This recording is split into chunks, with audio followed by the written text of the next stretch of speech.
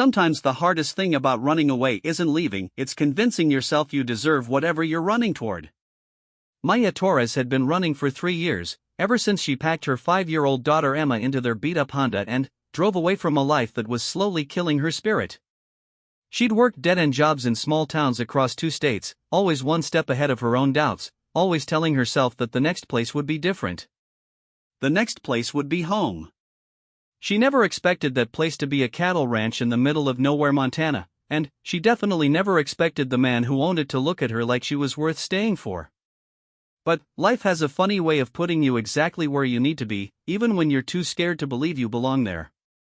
Maya Torres gripped the steering wheel tighter as her ancient Honda wheezed up the gravel driveway. The engine made sounds that reminded her of her ex-husband's morning cough, wet, rattling, and probably a sign that something expensive was about to break. In the back seat, Emma hummed along to a song only she could hear, her small fingers tracing patterns on the fogged window. "Are we there yet, Mama?" Emma's voice carried that special brand of patience that 5-year-olds possessed when they'd been promised an adventure. "Almost, baby." Maya squinted through the windshield at the sprawling ranch house ahead. It looked like something from a postcard, all timber and stone, with a wraparound porch that seemed to go on forever. Too perfect. Too good to be true. Everything in Maya's life that had seemed too good to be true had turned out to be exactly that. She parked near a weathered barn and cut the engine. The silence that followed felt heavy, loaded with all the second-guessing that had been building since she'd answered the classified ad 3 days ago. Housekeeper needed for working ranch. Room and board included. References required. She'd called the number before she could talk herself out of it, and, somehow, Jack Brennan had hired her over the phone based on nothing more than her desperation and a few lies about her housekeeping experience. "Mama, look." Emma was already unbuckling her seatbelt, pointing toward the pasture where a group of horses stood like statues against the Montana sky. "Real horses. Can I pet them?" "We'll see, sweetheart." Maya climbed out of the car, her legs unsteady after 12 hours of driving. The air here smelled different, cleaner, somehow. Like rain and grass and something else she couldn't name. Freedom, maybe. The front door of the house opened, and a man stepped onto the porch. Maya's first thought was that he looked like he'd been carved from the same rough timber as his house, tall, solid, with edges that hadn't been smoothed down by city living. His dark hair was a little too long, and his jeans had the kind of wear that came from actual work, not fashion. When he walked down the porch steps, she noticed he favored his right leg slightly. "You must be Maya." His voice matched his appearance, deep, careful, like he wasn't used to talking to strangers. "I'm Jack Brennan." She shook his offered hand, surprised by how warm it was despite the cool evening air. "Thank you for taking a chance on me, Mr. Brennan. This is my daughter, Emma." Emma had migrated to Maya's side but wasn't hiding behind her legs the way she usually did with new people. Instead, she was staring up at Jack with the kind of frank curiosity that made adults uncomfortable. "You're really tall," Emma announced. Jack's mouth twitched. It wasn't quite a smile, but it was close. "You're really short." "I'm not short. I'm fun-sized. My teacher says so." This time Jack did smile, and Maya felt something shift in her chest. It had been a long time since she'd seen a man look at her daughter like she was anything other than an inconvenience. "Fun-sized, huh? Well, I bet you're tired from all that driving. Let me show you where you'll be staying." Jack gestured toward the house, then seemed to remember something. "Hope you don't mind dogs. Rex here doesn't have much in the way of manners." As if summoned by his name, a massive German shepherd came bounding around the corner of the house. Emma squealed, not in fear, but in delight, and dropped to her knees as the dog skidded to a stop in front of her. "Emma, careful," Maya started, but Jack held up a hand. "Rex is gentle with kids. Thinks they're puppies that need protecting." He was right. The big dog was already offering Emma his belly, tail wagging so hard his whole body wiggled.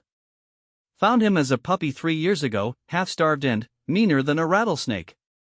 Now he's the biggest pushover on the ranch. Maya watched Emma giggle as Rex licked her face, and, for the first time in months, she felt something loosen in her shoulders. Maybe this place was different.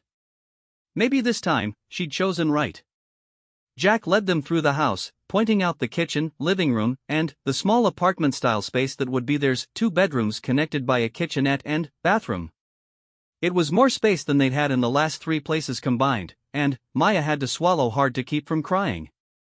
"I know it's not much," Jack said, misreading her silence. "But it's clean, and the heat works." "It's perfect," Maya managed. "Really?" Emma had already claimed the smaller bedroom, spinning in circles in the middle of the empty space. "Mama, can I have the bed by the window? I want to watch the horses sleep." "Horses don't really sleep lying down," Jack said. "They sleep standing up most of the time." Emma stopped spinning and stared at him. "That's weird. How do they dream about running if they're already standing?" Jack looked genuinely stumped by this question, and Maya bit back a laugh. Emma had a way of asking things that made grown-ups realize how little they actually knew about anything. "I'll have to think about that one," Jack said finally. "It's okay. I ask hard questions sometimes. My mama says I'm naturally curious. That's a good thing to be." Maya felt that shift in her chest again, stronger this time. When was the last time an adult had told Emma that her questions were good instead of annoying? "I should let you get settled," Jack said, backing toward the door. "Mrs. Chen, she's the cook, she left dinner in the fridge for you. Just heat it up when you're ready. I'll show you around the ranch properly tomorrow, if that works." "That sounds great." "And, Mr. Brennan? Thank you. For the chance, I mean." He paused in the doorway, something unreadable crossing his face. "Jack's fine. And, you're welcome." After he left, Maya and Emma unpacked their few belongings in comfortable silence. Their entire life fit into 2 duffel bags and a cardboard box, not much to show for 28 years of living, but it was theirs. Emma arranged her stuffed animals on the windowsill, creating what she called the watching committee. "I like him, Mama," Emma said as she brushed her teeth before bed. "Jack. He's nice." "He seems nice," Maya agreed, though nice felt like too small a word for whatever she'd sensed in him. There was something steady about Jack Brennan, something that made her want to believe in the possibility of staying put for a while. That night, Maya lay in her narrow bed listening to Emma's soft breathing from the next room and the unfamiliar sounds of a ranch at rest. Somewhere outside, cattle lowed softly, and the wind moved through trees she couldn't identify yet. For the first time in 3 years, she fell asleep without making a mental list of everything that could go wrong. She woke to the sound of Emma's laughter floating through the window. Maya checked the clock, 7 in the morning, and hurried outside to find her daughter sitting on the porch steps with Rex, both of them watching Jack lead a saddled horse from the barn. "Morning," Jack called, settling his hat on his head. "Hope we didn't wake you. Early risers out here." "No, it's fine. I'm used to early mornings." Another small lie. She'd never been a morning person, but she was learning to be whatever each situation required. "Is there anything you need me to start on?" Jack studied her for a moment, and Maya fought the urge to fidget under his gaze. "You don't have to jump right into work mode. Take a day to get your bearings. I'd rather keep busy, if that's okay." Something in her tone must have told him not to argue. "All right. Mrs. Chen will show you the house routine when she gets here around 9. Fair warning, she's got opinions about how things should be done." Emma had wandered over to the fence where the horses grazed, and Maya watched her daughter stretch her small hand toward a mare's nose. "Emma, don't, she's fine," Jack said quietly. "That's Buttercup. She's got grandma horse patience." Sure enough, the mare lowered her head to sniff Emma's palm, and Emma's delighted gasp carried across the yard. "Mama, she's so soft." "You've got a good kid there," Jack said, swinging up into his saddle with an ease that made Maya slightly jealous. She'd always been clumsy with anything that required coordination. "She's the best thing I ever did right." Jack looked like he wanted to ask something but thought better of it. Instead, he touched the brim of his hat and rode toward the far pasture, leaving Maya to wonder what it was about this place that made her want to tell the truth instead of the careful half-truths she'd been living on. Mrs. Chin arrived exactly at 9, a compact woman with steel-gray hair and the kind of energy that made Maya feel tired just watching her. She took one look at Maya's worn jeans and faded t-shirt and sniffed. "You need better work clothes. Can't clean properly in fashion clothes." Maya almost laughed. Fashion clothes. If Mrs. Chen only knew that these jeans had cost $5 at a thrift store and the t-shirt was a hand-me-down from a co-worker at her last job. "I'll get some," Maya promised. "Good. Now, Jack, he thinks he can take care of this house himself, but men don't see dirt the same way women do." "You'll see." Mrs. Chen launched into a detailed explanation of the house routine, which rooms needed daily attention, which could wait for weekly deep cleaning, how Jack liked his coffee, and approximately 15 other things that Maya tried to absorb while Emma followed them around, asking questions about everything. The work itself wasn't complicated, but the house was bigger than anywhere Maya had ever lived, let alone cleaned. Still, there was something satisfying about restoring order to the lived-in chaos. Jack clearly tried to keep things tidy, but there were signs everywhere of a man who was too busy working to worry about dust on the baseboards or water spots on the bathroom mirror.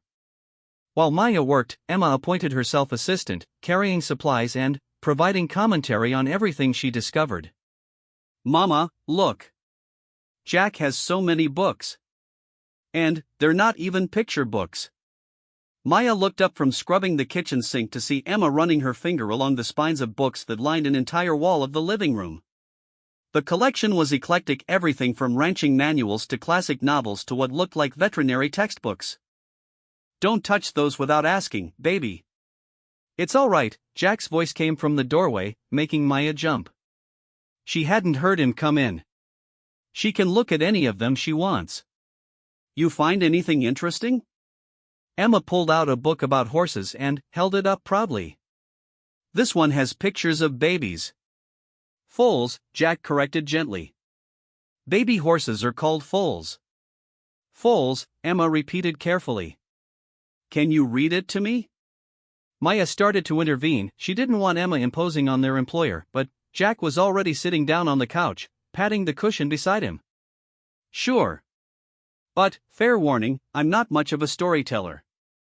Maya continued cleaning, half listening to Jack's deep voice explaining the difference between colts and fillies, and Emma's endless stream of questions. There was something hypnotic about the sound, something that made the work feel less like work and more like a normal life. By late afternoon, Maya had made it through the main floor of the house and was starting on the upstairs bedrooms. Emma had fallen asleep on the couch, the horse book open across her chest, and Maya found herself moving more quietly so she wouldn't wake her.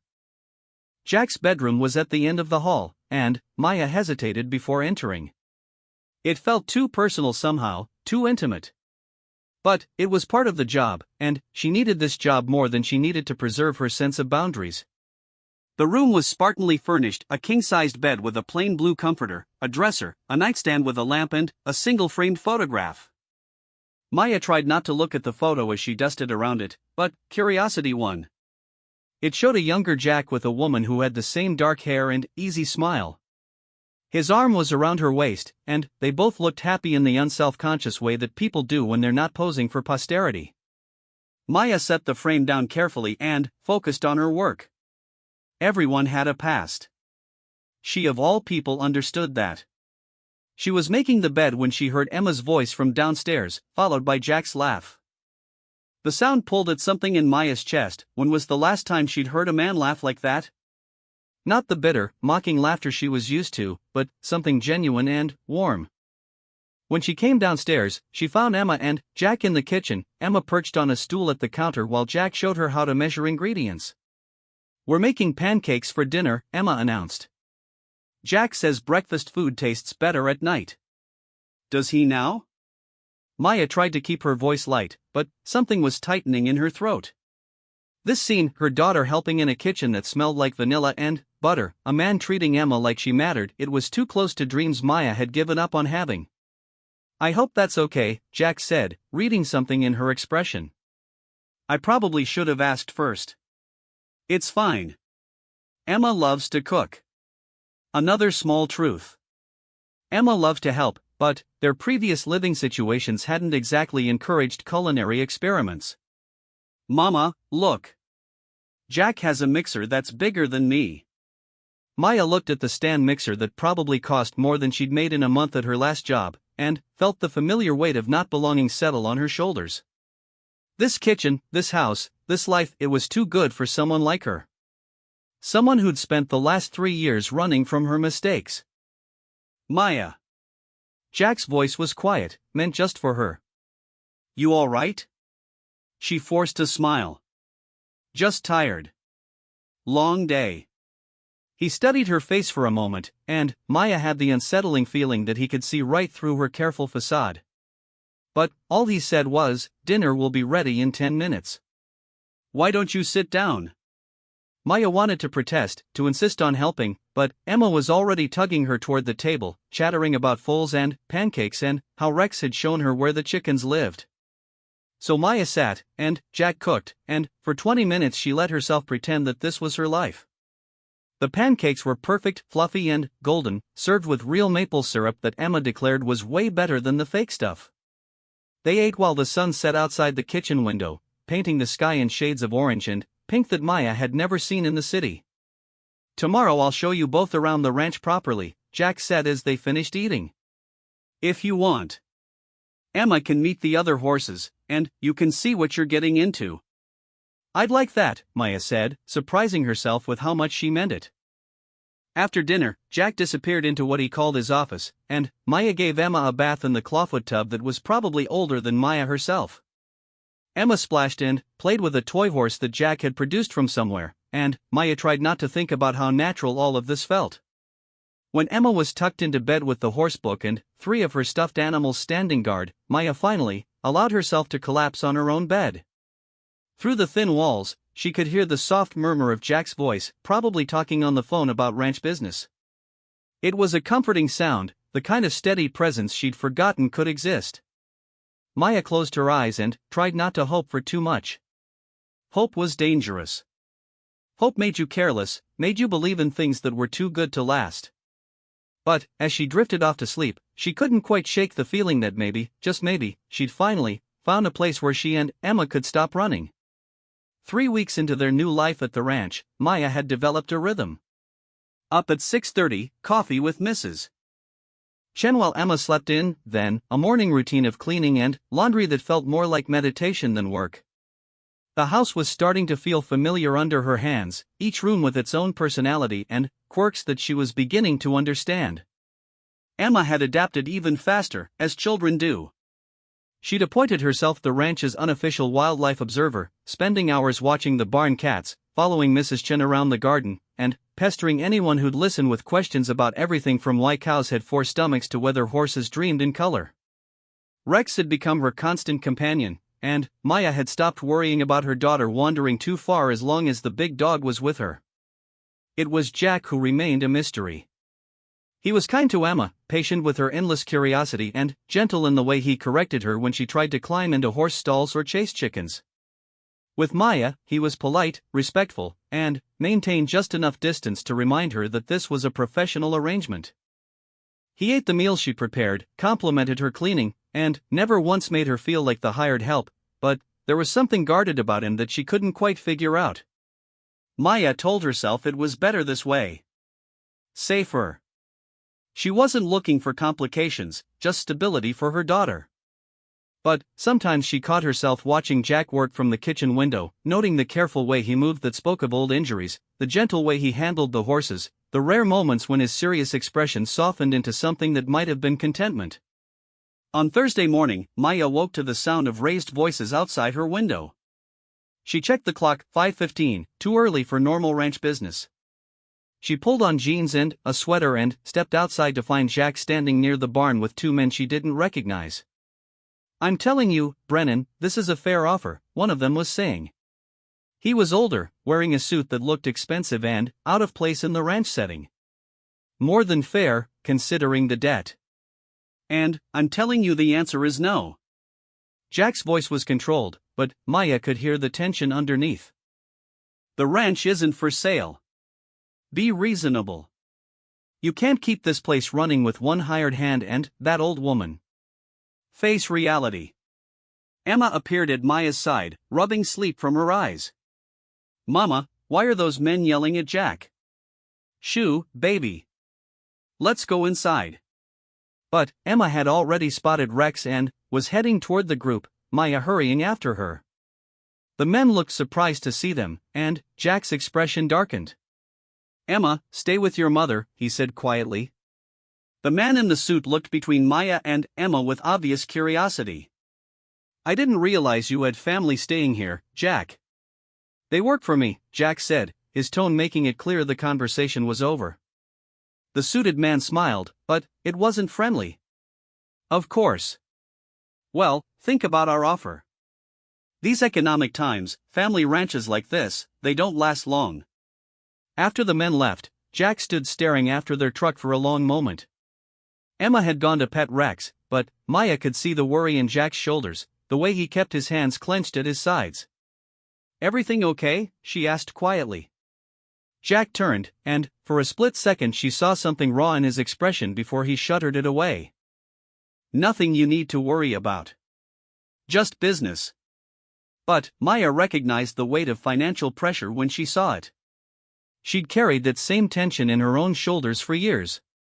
The rest of the morning passed quietly, but Maya found herself watching Jack more closely. During lunch, she noticed him staring at a stack of papers on his desk with the kind of expression she wore when looking at bills she couldn't pay. When Emma asked if they could ride horses later, he agreed, but his smile felt forced.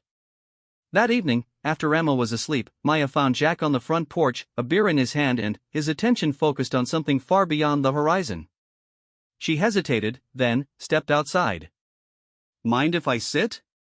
He gestured to the chair beside him, and they sat in comfortable silence for a while. The night was clear enough to see stars, something Maya was still getting used to after years of city living. Those men this morning, she said finally. They want to buy the ranch. Jack took a long drink from his beer. Among other things. Maya waited, sensing there was more he wanted to say. My dad left me this place 3 years ago, Jack said eventually. Along with some debts I didn't know about. Medical bills, mostly. He spent everything trying to fight cancer, and then, some. I'm sorry. Jack shrugged. He was a good man. Did what he thought was right. But, good intentions don't pay mortgages. Maya understood debt. She understood the weight of inheritance that felt more like burden than gift. How much time do you have? Honestly? Not much. I've been keeping things together with baling wire and stubbornness, but... He trailed off, then, seemed to remember who he was talking to. I shouldn't be telling you this. It's not your problem. Maybe not. But, I know what it's like to watch something slip away and not know how to stop it. Jack looked at her then, really looked at her, and Maya felt exposed under his gaze. What did you lose? The question was gentle, but it still hit like a physical blow. Maya wrapped her arms around herself, suddenly, cold. Everything, pretty much. House, marriage, the life I thought I was supposed to want. She paused, surprised by how much she was willing to say. Turns out I was married to someone who thought controlling me was the same as loving me. Jack was quiet for a long moment. Is that why you're running?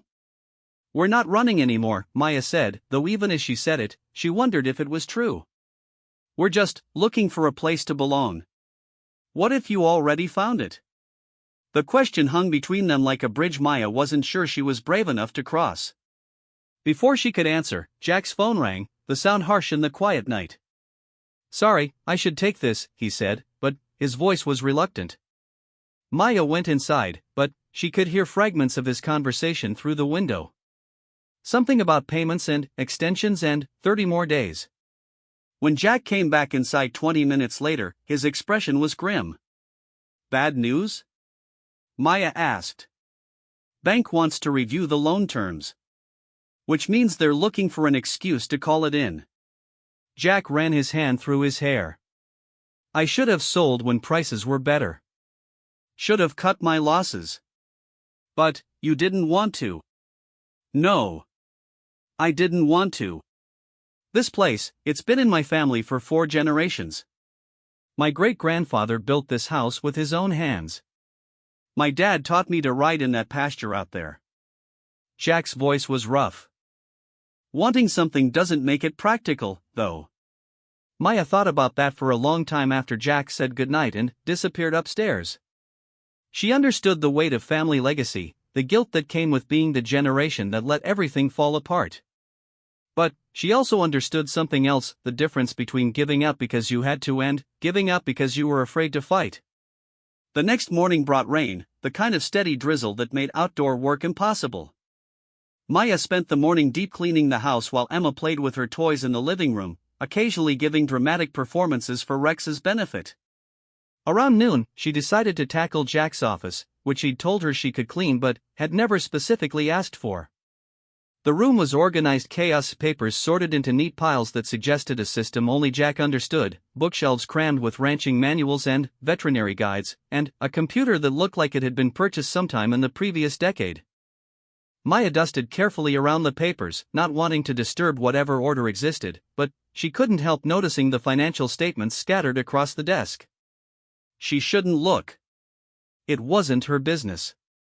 But, Maya had worked as a bookkeeper for 2 years before Emma was born, and she couldn't help but see the patterns in the numbers that were visible. The ranch wasn't just struggling, it was drowning. But, not because it wasn't profitable. The cattle operation was actually doing well, and there was income from crop shares with neighboring farms. The problem was the debt service, payments that were eating up every dollar of revenue and leaving nothing for maintenance, improvements, or emergencies. Maya bit her lip, thinking. She had some money saved, not much, but enough for a down payment on an apartment when she'd been planning to move on. It wasn't enough to save the ranch, but it might buy Jack time to restructure the debt or find another solution. She was still thinking about it when Emma wandered into the office, Rex at her heels. "Mama, what are you doing?" "Just cleaning, baby." Emma looked around the room with interest. "Jack has a lot of papers. Do you think he writes stories?" "Probably ranch business." Emma nodded sagely, then pointed to the framed photograph on Jack's desk, the one of him with the dark-haired woman. "Who's that lady?" Maya had wondered the same thing for weeks. "I don't know. Someone important to Jack, I think. She looks nice. But sad." Maya looked at the photo again, trying to see what Emma saw. The woman was smiling, but there was something in her eyes, a distance that Maya hadn't noticed before. "Why do you think she looks sad?"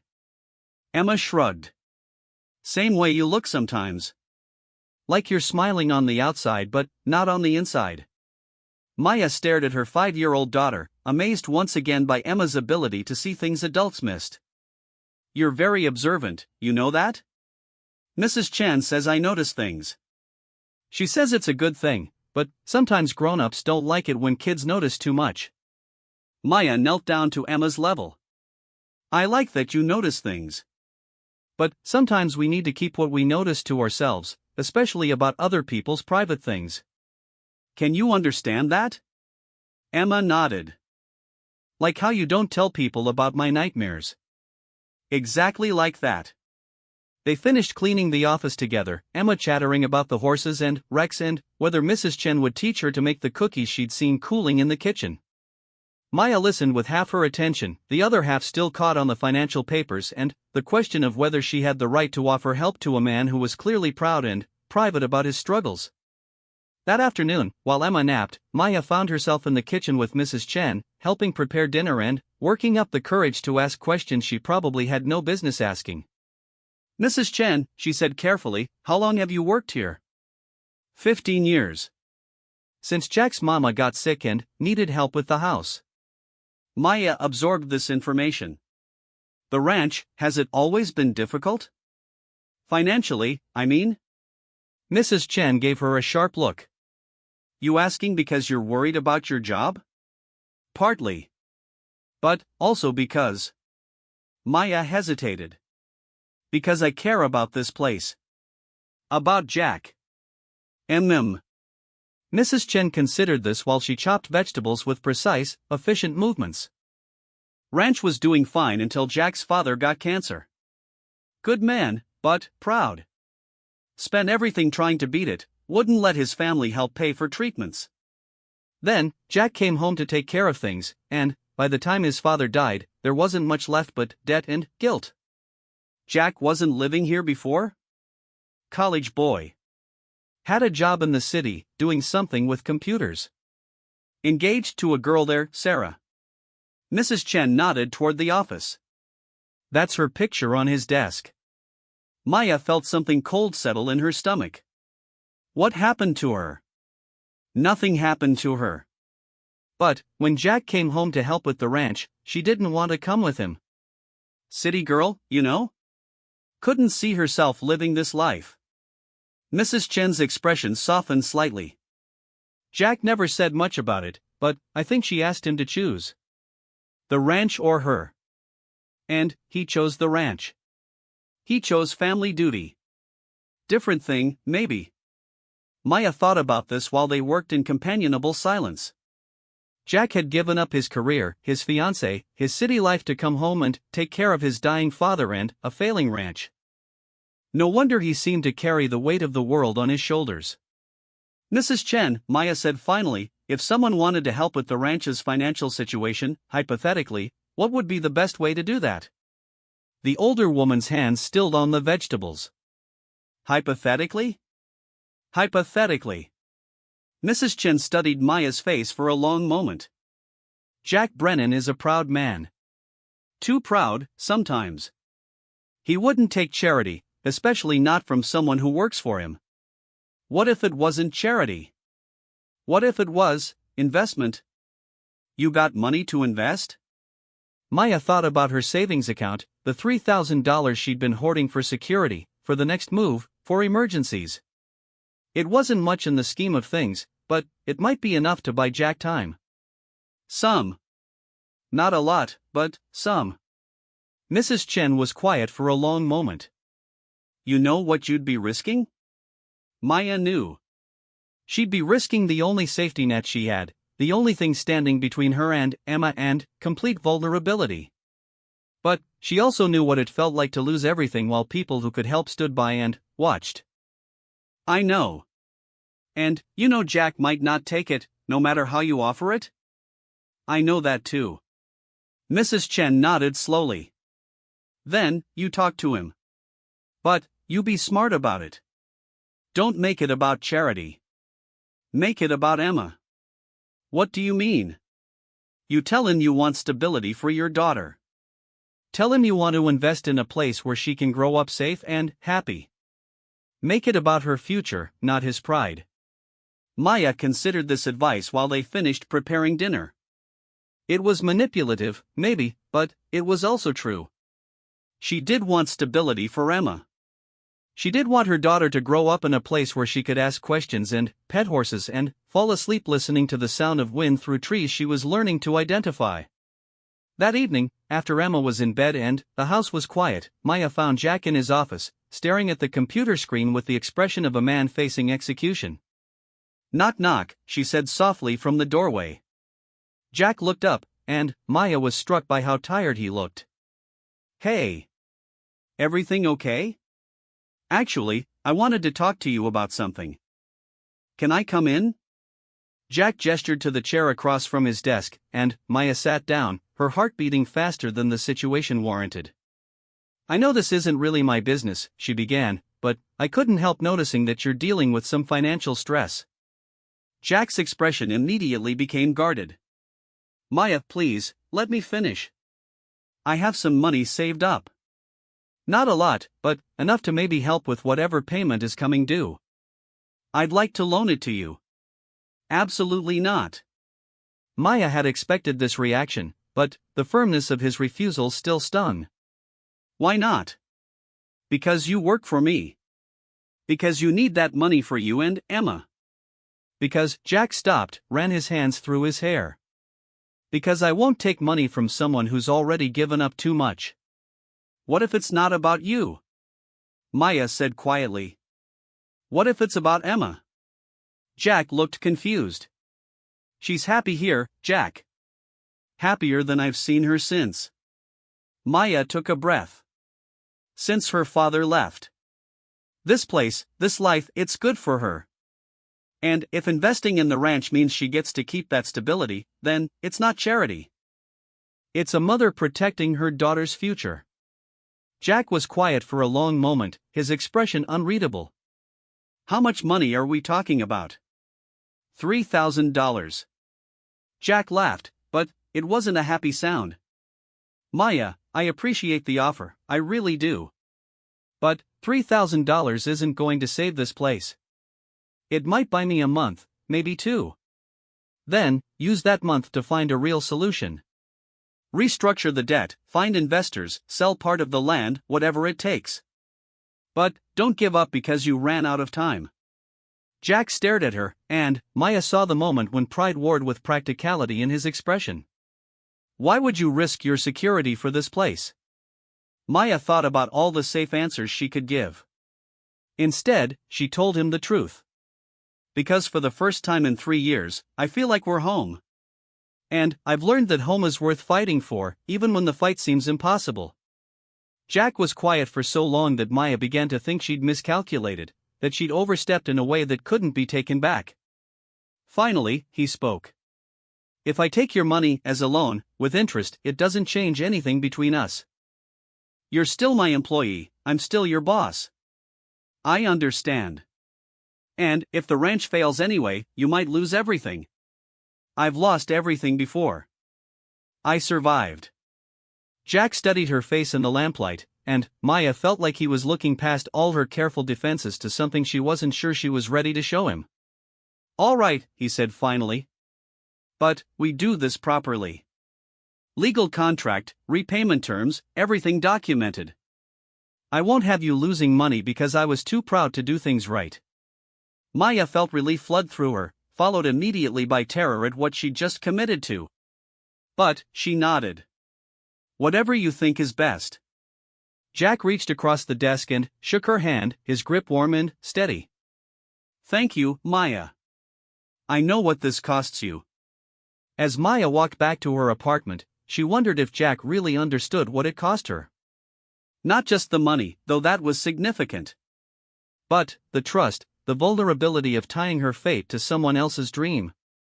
She was betting everything on a man she'd known for less than a month, on a place that might not survive no matter what either of them did. But, as she checked on Emma, sleeping peacefully with Rex curled up beside her bed, Maya thought maybe some bets were worth making. Maybe some risks were worth taking, especially when the alternative was running forever. The loan papers were signed on a Tuesday morning in the office of Jack's lawyer, a kind older man who explained the terms carefully to Maya and made sure she understood what she was risking. $3,000 at 6% interest, to be repaid within 18 months. If the ranch failed, the debt would be forgiven, but Maya's money would be gone. Emma had come with them to town, turning the serious business meeting into something slightly surreal as she provided commentary on the lawyer's office decorations and asked whether all lawyers kept fish tanks or just the nice ones. Jack had smiled more during that hour than Maya had seen him smile since they'd arrived at the ranch. So now we're business partners, Jack said as they drove home, Emma asleep in the backseat of his truck. Something like that. Jack was quiet for a moment. I want you to know that whatever happens, this doesn't change your job. You and Emma have a place at the ranch as long as you want it. Maya nodded, though she wasn't sure either of them believed it would be that simple if everything fell apart. Money changed things, even when you pretended it didn't. But, over the next few weeks, it seemed like maybe the money had bought Jack something more valuable than time. It had bought him hope. Maya watched him tackle projects he'd been putting off, seen him on the phone with creditors negotiating payment schedules, observed him researching markets for the ranch's cattle with the focused intensity of someone who believed he might actually succeed. Emma, meanwhile, had appointed herself Jack's unofficial assistant. She followed him around during his morning chores, asking questions about everything from why cows needed salt licks to how you could tell if a horse was happy. Jack answered every question with patience that Maya found remarkable, and slowly Emma was learning the rhythms of ranch life. Mama, did you know that baby cows are called calves and they can walk right after they're born? Emma announced over breakfast one morning. I did not know that, Maya said, though she'd learned it the previous week when Emma had shared the same fact. Jack says if we have new calves in the spring, I can help take care of them. But, only if we're still here. Maya glanced at Jack, who was focused intently on his coffee. The if hung in the air between them, a reminder that nothing was certain yet. Well, Maya said carefully, I hope we are. 3 days later, Maya woke to the sound of shouting outside. She pulled on clothes and hurried outside to find Jack and 2 ranch hands standing near the barn, all of them staring at something in the pasture. Maya followed their gaze and saw what had them concerned. A section of fence was down, and at least 20 head of cattle were missing. How long have they been gone? Jack was asking. Hard to say. Could have been down since yesterday, replied Tom, the older of the 2 hands. Storm last night probably finished what was already weak. Jack was already moving toward his truck. Maya, can you keep Emma inside? This might take all day. Of course. Anything else I can do to help? Jack paused, his expression grim. Pray we find them before someone else does. Cattle rustling isn't as common as it used to be, but missing livestock around here tends to disappear permanently if you don't move fast. Maya watched them drive away with a sick feeling in her stomach. 20 head of cattle represented thousands of dollars the ranch couldn't afford to lose. She spent the morning trying to keep Emma occupied while checking the window every few minutes for signs of Jack's return. Mrs. Chen arrived at noon with news from town. Johnson's ranch lost cattle last week too. Sheriff thinks maybe someone's targeting the smaller operations. What happens if they don't find them? Mrs. Chen's expression was grave. Jack can't afford to lose that many cattle. Not now. Emma sensed the tension in the house and became unusually clingy, asking repeatedly when Jack would be home. Maya found herself making promises she wasn't sure she could keep, that everything would be fine, that Jack would find the cattle, that they would all be together for dinner. It was almost dark when Maya heard the sound of trucks returning. She and Emma ran outside to find Jack climbing down from his cab, his clothes dirty and his expression exhausted but not defeated. Did you find them? Maya called.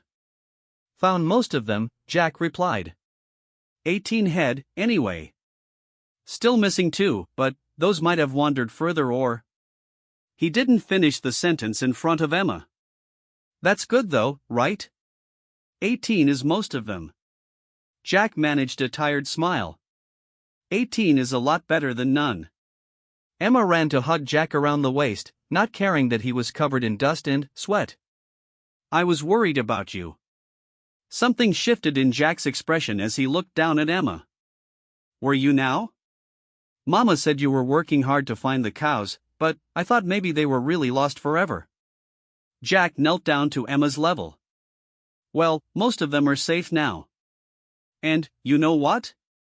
They were probably just looking for better grass. Can't blame them for that. That night, after Emma was asleep, Maya found Jack on the porch again, but this time he looked different. Still tired, but not defeated. If anything, he seemed more determined than before. Long day, Maya said, settling into the chair beside him. Yeah. But we saved most of them. 6 months ago, I would have been thinking about how much money I lost. Today I kept thinking about how much I didn't lose. Maya understood the difference. That's progress. Your $3,000 bought me more than time, Maya. It bought me the space to think about solutions instead of just surviving day to day. Jack turned to look at her. I've been taking this ranch for granted, thinking it was a burden I inherited instead of something worth fighting for. What changed? Jack was quiet for a moment. You and Emma, probably. Watching her discover this place, seeing it through her eyes, it reminded me why I loved it here when I was a kid. Why my father loved it enough to sacrifice everything trying to keep it. Maya felt that dangerous flutter in her chest again, the one that suggested feelings were developing beyond the professional relationship they'd carefully maintained. Jack, I know, he said quietly. I know we agreed this doesn't change anything between us. But, Maya, I need you to know that having you both here, it's changed everything for me. This place feels like home again instead of just responsibility.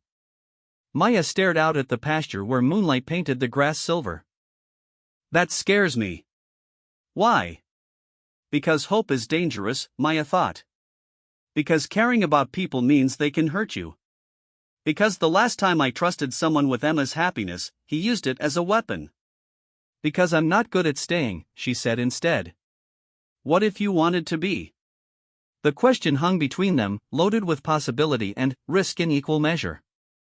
Maya thought about Emma's laughter during their first breakfast here, about the way her daughter had bloomed in the space and freedom of the ranch.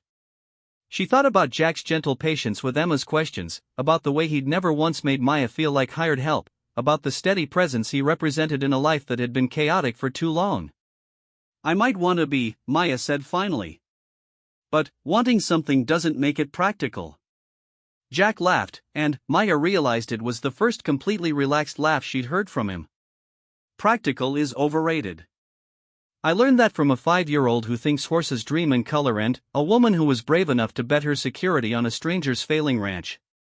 Before Maya could respond, Emma's voice called from inside the house. Mama! I had a bad dream. Maya started to get up, but Jack was already rising. I'll check on her. You stay. Maya watched through the window as Jack went to Emma's room, heard his low voice talking to her daughter in the soothing tones that had become familiar over the past weeks. When he came back outside, his expression was soft. She's fine. Dreamed that the horses flew away and couldn't find their way home. She has a vivid imagination. She has a loving mother who taught her to worry about others getting lost because she knows what it feels like to be lost herself. Maya felt exposed under Jack's gentle observation. Emma's not lost. She's just learning to trust that good things can last. What about her mother? Maya met Jack's eyes and saw something there that made her breath catch. Not just attraction, though that was present too. But understanding, acceptance, the kind of recognition that suggested he saw her clearly and wasn't running away. Her mother is working on it, Maya said quietly. Jack reached across the space between their chairs and took her hand. His palm was calloused from ranch work but warm and steady. Take your time. I'm not going anywhere.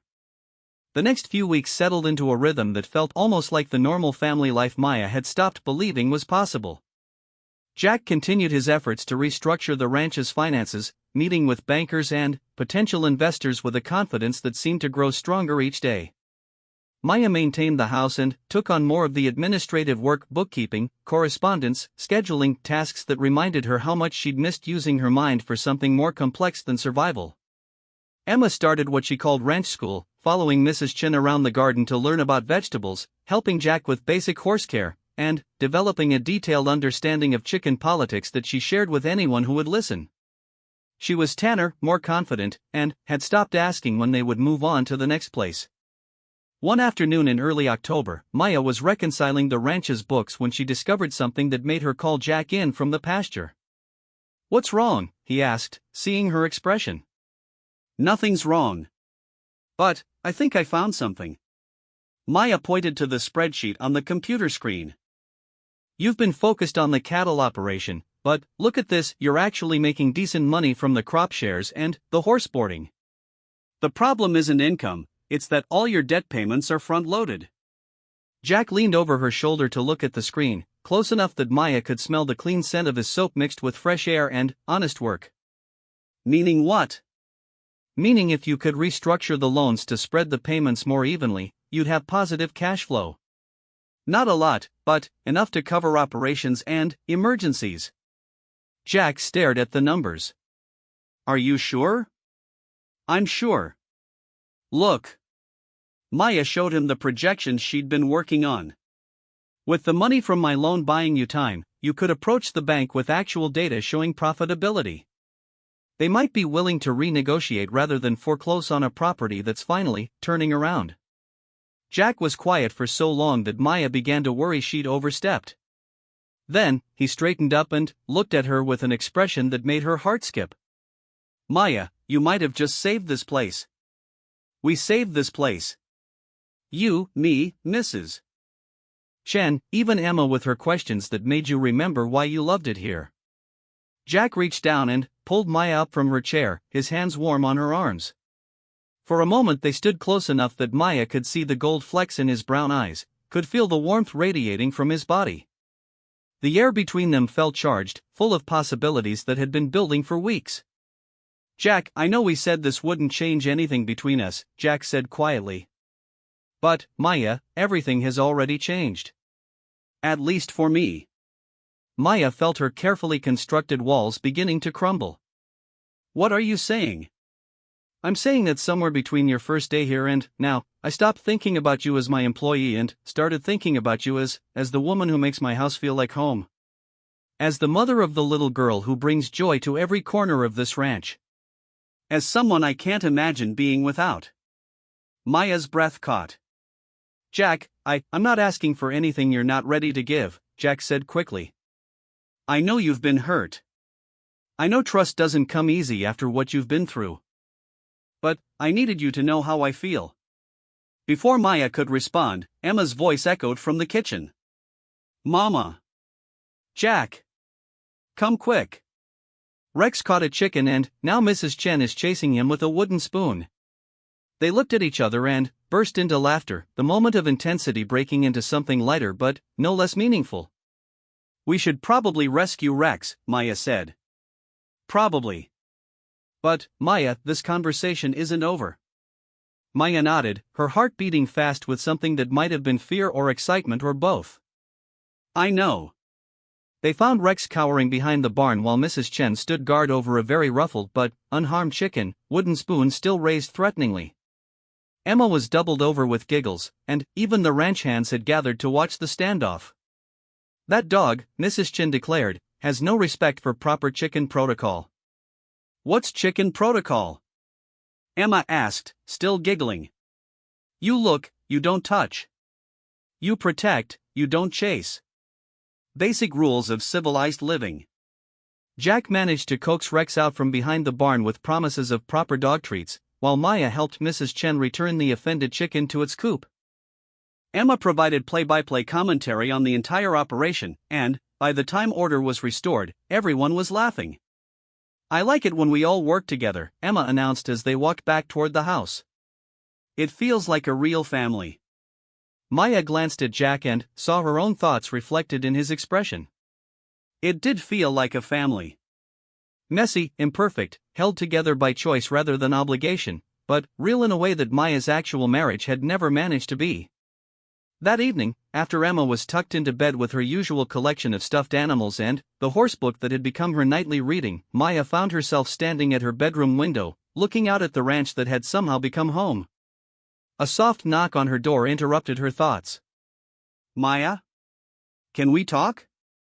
Jack stood in the doorway, his expression serious but not worried. Maya stepped aside to let him into the small living room of her apartment. I wanted to apologize if I made you uncomfortable earlier, Jack said. The last thing I want is for you to feel pressured or like your job depends on how you respond to my feelings. Maya shook her head. That's not what I'm worried about. Then, what are you worried about?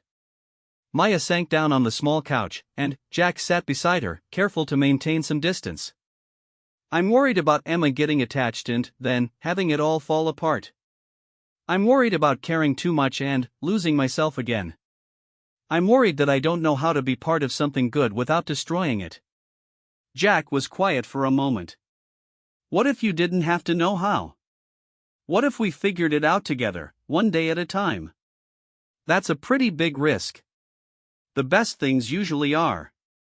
Maya looked at Jack, really looked at him.